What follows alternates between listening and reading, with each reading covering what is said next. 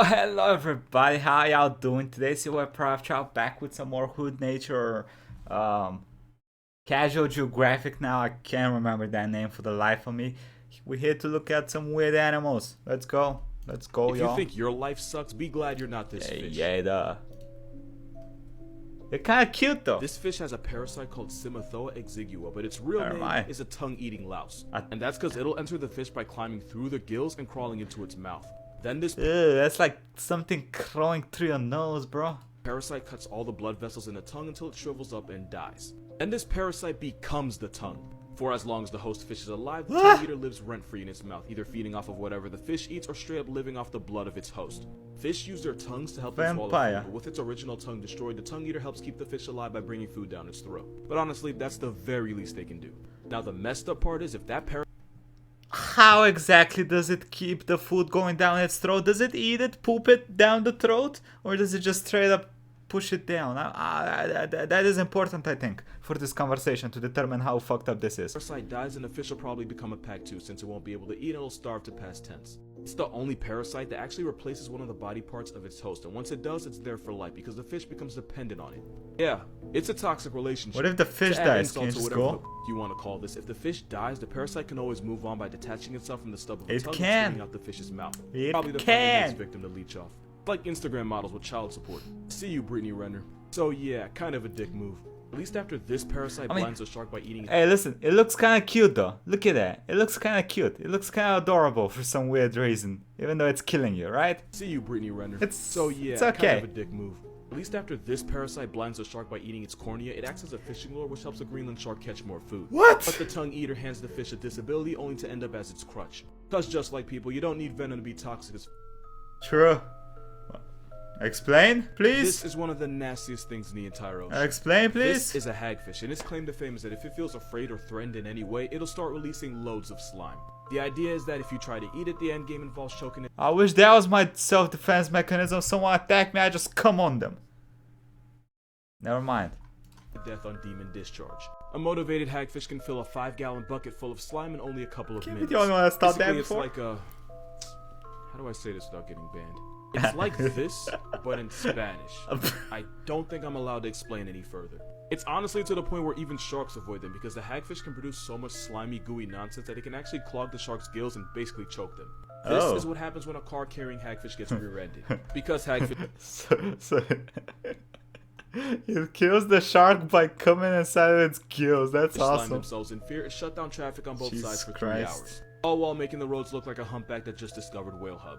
That's not even the worst thing about them, because I didn't tell you how this satanic waterworm eats. The hagfish will bury itself into a corpse and eat the rotting, decaying body that was probably laying there for days from the inside out. And as a scavenger with no jaws, the hagfish often enters the body through the softest spot, which is usually the back door exit. This is what happens when the save as draft button is too small and you end up posting some... It's in Tueno as well? Damn, it's some weird ass fish thing. Instead. It's just come straight at me again. Oh, how intimidating is this? Yes! You don't sound very intimidated, there's a bro. lot of people that didn't know we have snakes in the ocean. I'm not talking about your ex at the beach. I'm talking about the venomous, toxic, kill you kind. Oh, yeah, that didn't narrow it down. Nah, but sea snakes are an actual thing. There's almost 60 species of them, and after years of plot development, they've adapted to live where they honestly have no business. Because they have larger lungs than normal, some of them can hold their breath for 8 hours. You can clock in for a shift at work and still leave the building before this snake needs air. That's because some of these snakes can absorb oxygen through their skin. Also, these snakes can dive up to 300 feet straight down, because of course they can. If you didn't already know that, this right here is probably the worst possible way to find out. My guy, you too chill. Just wasn't enough. Some of the most venomous snakes on the planet are actually the ones in the ocean. This is an olive sea snake, and it's toxic enough to put 60 men the gods recently deleted. Then you have the black banded sea crate, whose venom is 10 times stronger than a cobra. Its name is the Black Bandit. They're naturally shy though, so they won't attack you unless you honestly give them a reason. But when you have the power to put an entire family reunion in the dirt, the least nature can do is make you an introvert. Also, this snake will create an optical illusion that makes it look like it's facing the other direction and swimming backwards. Meaning, if you try to grab one and pick the wrong end, you can go from an is to a was expeditiously. Why would you do that? Why would you try to grab it? That is my question for you. Don't But the biggest op of all is grab probably it. the Belcher sea snake. They're not super dangerous because they rarely bite, and when they do, they don't release all their venom. That being said, because it's the most venomous snake in the ocean, they can put 100 men in coffins with one bite. Symptoms after getting bit include muscle pain, tongue swelling, convulsions, and eventually becoming a story on the 9 o'clock news. Now, I could be wrong, but that might have been the snake in this video. So yeah, this is proof that nature does not care about your feelings. This fish is the most Australian thing ever. Oh, honestly, that's the ninja rockfish that is, if you step on it, it kills you, right? I think. A middle finger from nature. Maybe. Most animals have to choose. Like, you can have camouflage like the snow leopard that's looking right at you, or you can stand out but only... There is no snow leopard looking right at me. There is... I see a rock, bro. At you. Or you can stand out but only by being toxic like this frog. Or you can be this hellspawn with gills and be both. Because if the stonefish doesn't move, it can cosplay as just another rock in the water.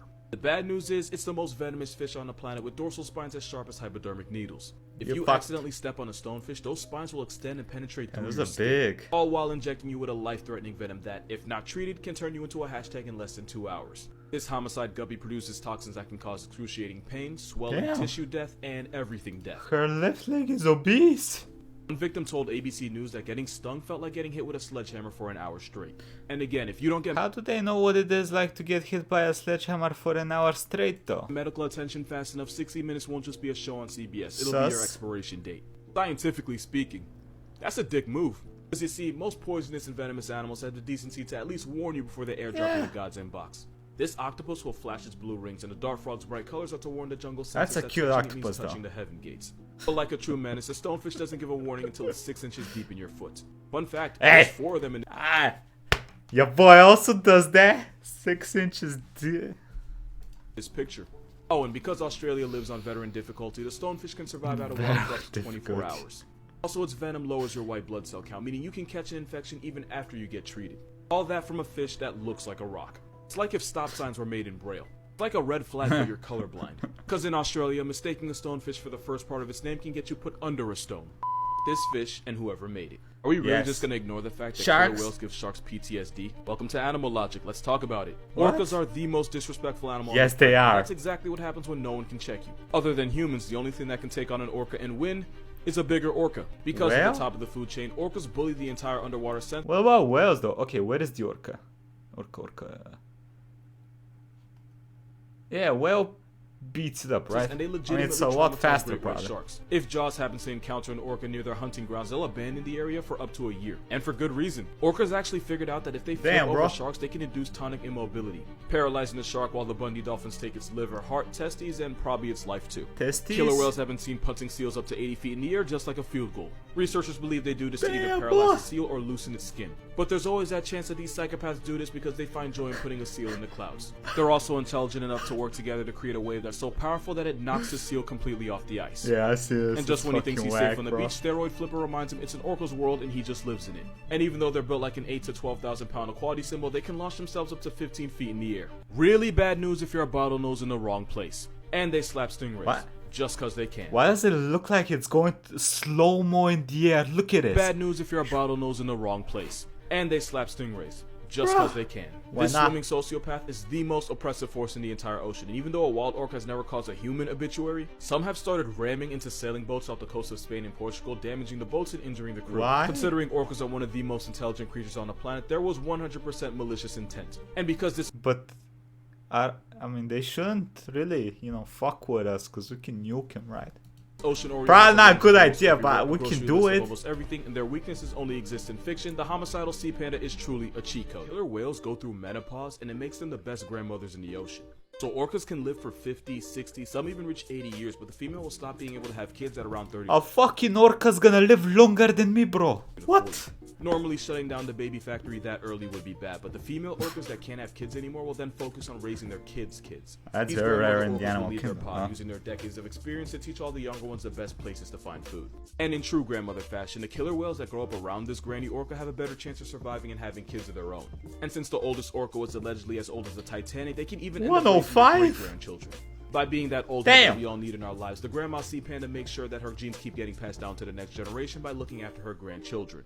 This grandmother effect is because female orcas that don't have their own children to worry about have more time to focus on teaching and looking after their grandkids. Moral of this video: Orcas are homicidal equality symbols that are the biggest bullies in the ocean. Yes. But they're also the biggest grandmama's boys on the planet, and that is the most wholesome thing I can ever say about them. But this for is the orcas. stupidest thing I've ever gotten mad about, but I'm making this video because if I have to have this argument one more time, I'm gonna lose whatever's left of my mind. Squidward is not a squid. He's an octopus. But don't comment yet, I know you're gonna say it. But it's in the name, bro. It's Squidward. Octopus have 8 tentacles, and this punching bag with a nose has 6. That's literally only because they thought it'd be easier to animate him that way. Also, if he were a squid, he'd have 2 longer feeding tentacles that he'd have to drag around everywhere. Also, octopus have round bulbousy heads. I still might have those too, but he can't show them. Child cartoon. And squids have triangle-shaped domes. In case you don't believe me, because I know some of you won't, the literal creator of the show said it. You don't gotta listen to me, but I wish you would try to tell the man that Squidward drew the the octopus. talking sponge that he's wrong. I mean, you can't now, but damn. In case you're wondering why his name is Squidward, well, Octoword just sounds stupid. You know what, since we're on the subject. Bro, why does that look like I got a fat cock? Jesus Christ. Sounds stupid. You know what, since we're on the subject, some male octopus pack their, baby making equipment on their mantle near their head, and it's called the hectocotylus. So yeah, 2 things. That might not be a nose, and there's a reason bro never wears pants. I was joking. That is an Australian giant cuttlefish. I was joking. Normally having Australian and giant in your name means you're a menace to society, but they're actually pretty chill. That's Cthulhu. That's Cthulhu. You know? It's a cephalopod, meaning it's basically the little brother of octopus and squid. Cuttlefish have W-shaped pupils to balance out uneven levels of light where they live. What? And they can see forms of light that are pretty much invisible to us. Also, in an experiment, scientists put 3D glasses on cuttlefish, and it turns out they use depth perception just like us. Something about this just makes me happy. Cuttlefish can also change colors and patterns in seconds, and as breathing kaleidoscopes, they'll use this to hypnotize crabs before they retire them from life. But they can also use this color change to hide to avoid being put on the shirt themselves. Seriously, he's in there somewhere. Also, since the males are bigger That's him in the middle, right? Pretty sure that's him. That's him. I think. That's him. He's in there somewhere. Also, since the males are bigger than the females, some of the smaller males will pretend to be females. By changing his skin pattern and hiding the special arm that only the males have, this crossdresser sneaks past the other guys and then plants his seed in the female when the others aren't looking. Yeah, they're really smart. A trap that doesn't want to get fucked but fucks secretly. How smart, you ask? Well, it turns out they're smart enough to pass the snack test. Y'all remember that TikTok trend where they would put a snack in front of a little kid and then tell them not to eat it so they could get a better snack? Well, it turns out cuttlefish can be trained to have self-control. The best ones would resist eating a treat that was right in front of them. Cuttlefish is better than me. Meant they got a better treat in return. Moral of this video: cuttlefish are really freaking cool. And they have better self-control than me. Fuck cuttlefish. Hey, y'all can't be better than me. Y'all are animals. Anyway, if you want to see more videos like this, more crazy animal facts, check out the playlist right here. Hope y'all enjoy this. Quick thank you to YouTubers and Patreons. Thank you all for the support. Have a nice day, everybody. Bye-bye.